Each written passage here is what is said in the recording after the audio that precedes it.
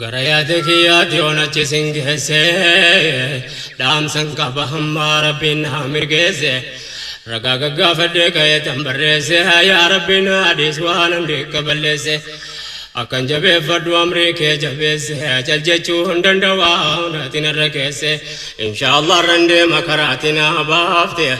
nandu bada khairi otina gargarte ummata hangawu da dubbe wana lafte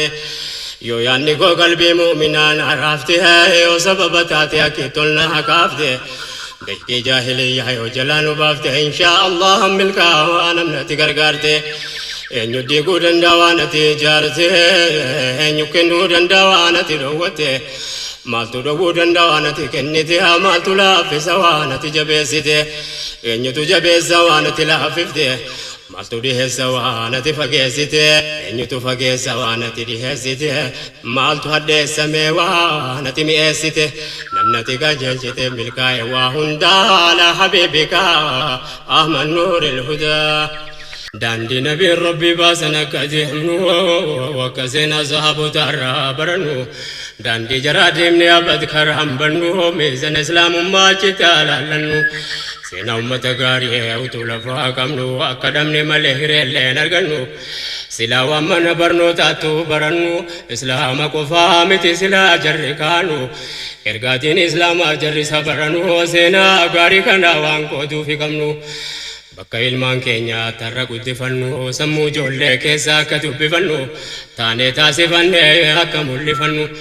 rabbiirraa abdiin namnu kajeella waa hundaa ala habiibika ahmad nuuril hudaa utuu arganii diinii kana gaarii ta'uu yaala zaahii himaanni akka inni mi'aawu utuu argee silaa eenyu dhiisee taa'u addunyaa akhiraa silaa najaabawu kaayyoon keenya dura daawaa jara gahu namni qabu gurraa keetiin nagahu karaan kana malee namni najaan bahu qalbeeffadhu dubbii kana dhugaa ta'u ni agarta ifaa dukkana akka ta'u dubbiin daalan ta'u filachuu barbaada ala habiibika ahmad nuuril hudaa tokkichummaa rabbiitumma ta'u amaaru daahiin keenyarra waan gaariitti jiru du'a kadhachuudhaan namu akka gargaaru siniifan himamee guran waa taharu